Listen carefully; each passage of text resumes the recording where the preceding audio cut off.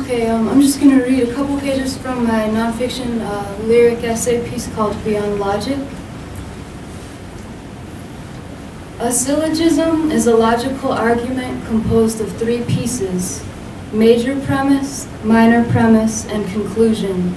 The argument flows, smooth as honeymoon silk over a bare thigh, from one premise to the next. Major flirts with minor, and a conclusion is conceived by moonlight in some quiet, faraway room. Syllogisms operate on inference, the process of deriving the conclusion from a set of supposed premises. Inference is vulnerable. To infer something is to show up in a chapel with a filmy veil pulled over your eyes.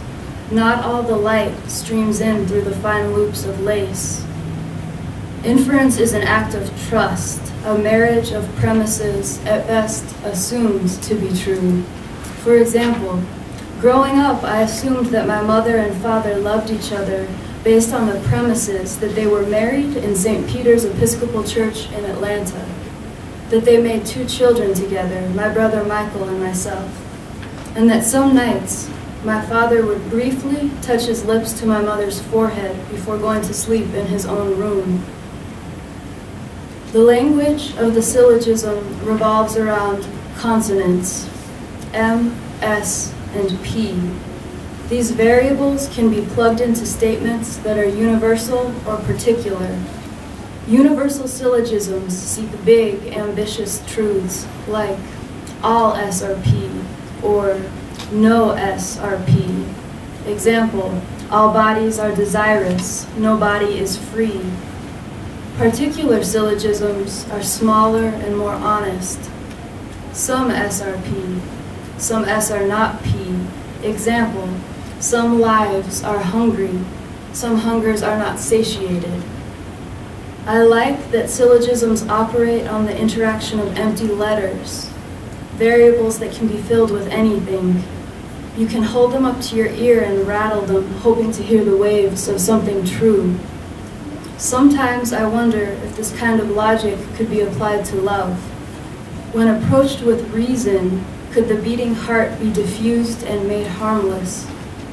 I need to know what happens when love, precious symbol, slippery variable L, is inserted into the syllogisms box. All S are P, universal number 1. All humans are lovers. My mother spits into my father's face. He grabs her by the ankles and drags her across the living room carpet. Their first intimacy in months blooms on their skins, rug burn and a sprained wrist. Out of eyesight, they vanish down the hall. I wonder where he's taking her. My brother and I, still with lunchboxes and grade cards, sit paralyzed on the sofa. Then my dad reappears, shoulders hunched, arms swinging low. A giant gorilla. My mother scrambles after him on all fours, too mad to stand up, a rabid dog. He leaves through the front door, she through the back. I know now that he let her ankles fall just a few heavy footsteps down the hall. He was always a gentle person, but I still wonder, when his fuse was melting, where he actually wanted to take her. What fantasy place does a husband imagine dragging his wife off to so that he can get a little quiet? Stuff her in a cave, throw her in a lake, the coat closet? At 12, I loved it when they both left. Quiet fell on the house as thick and paralyzing as snow.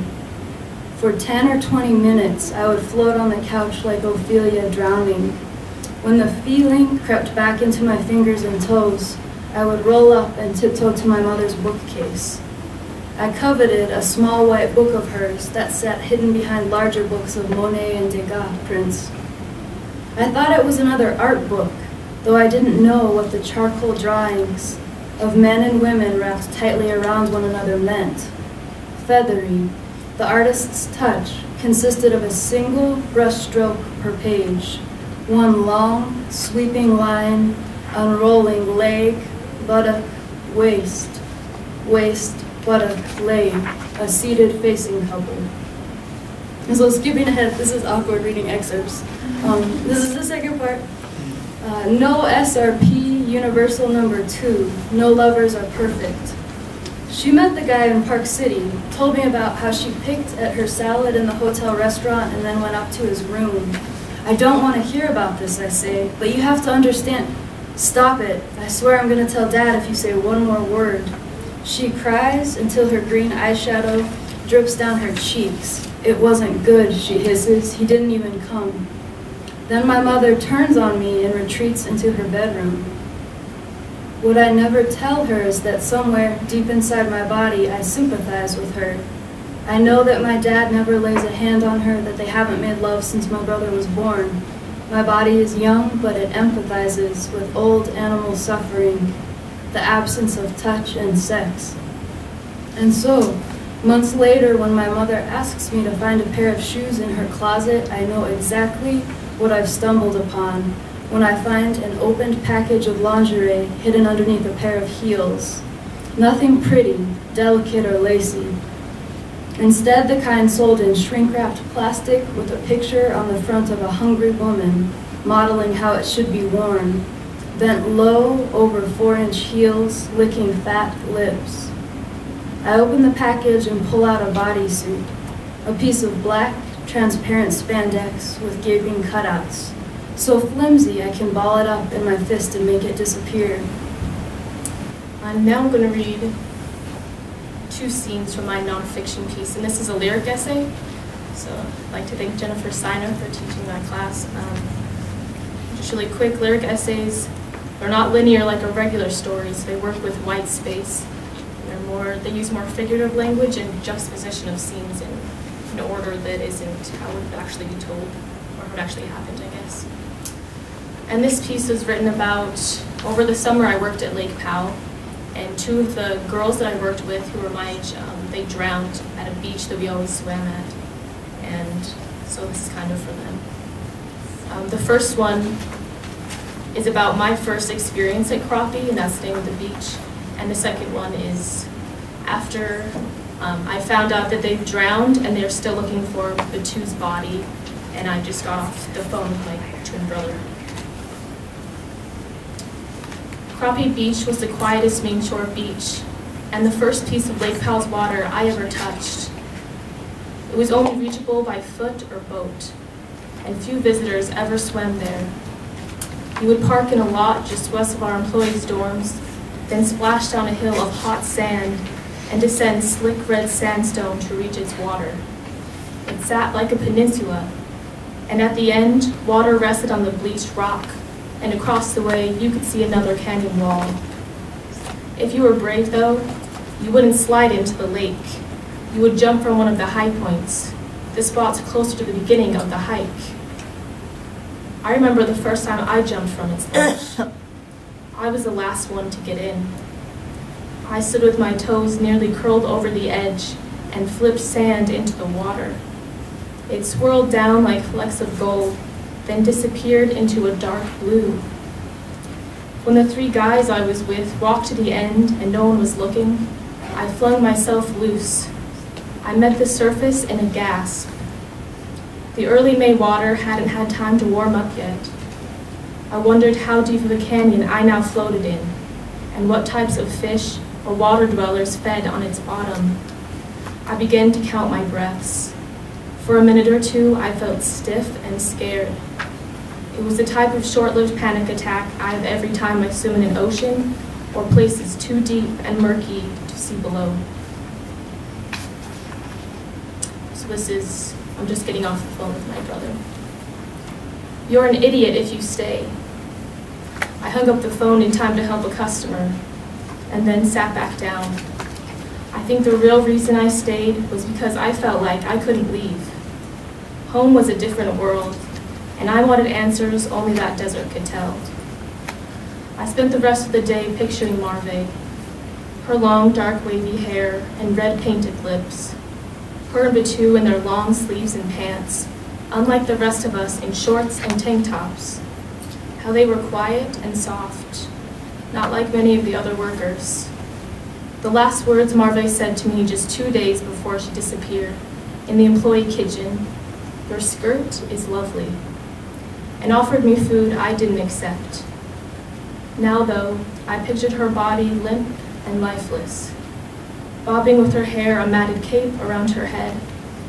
The look on the houseboat passengers' faces when at 3 in the afternoon they noticed a girl my exact age, my hair color, floating face down in Crappie's water. Thank you. I'm Kimberly Christensen, and I took second in the undergraduate creative nonfiction. My piece is called Six Down, a state of complete emptiness or destruction. Grandpa doesn't wear his legs anymore. Mom says it's because of infections. I wonder if he's just tired of trying to fill the blanks. Four-letter word for me, four-letter word, meaning emotion of strong affection and personal attachment. The kitchen has always had a rosy quality to it.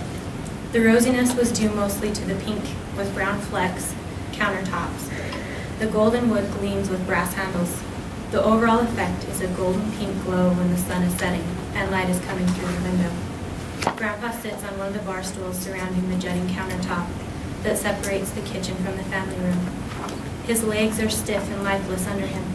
I'm sitting with my legs dangling, kicking them back and forth, trying to hit the cupboards beneath the counter. I am possibly 5 or maybe 6. His kind eyes turn to mine. My beautiful granddaughter. What is a 3-letter word for suffering? My chest swells that he would ask me for help. I must know the answer. Sad. I don't think that's going to fit, love. A word puzzle that normally takes the form of a square or rectangular grid of white and shaded squares. I'm sitting on one of my grandma's stools in the rosy kitchen. Mom's stools. Mom and Dad moved in with Grandpa since he can't live by himself anymore. I've sat in this kitchen 1,000 times with Grandpa while he did crossword puzzles.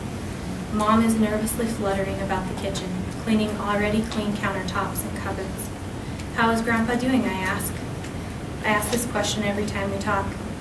He's all right. He sleeps a lot, but the doctor said that he would just continue to sleep more and more until he falls into a coma. I chew on the potato chip, using it as an excuse to not have to say anything. Mom continues to flutter and clean, as if she could clean away all the hurt and pain from the house, soak it up in a towel like spilled milk.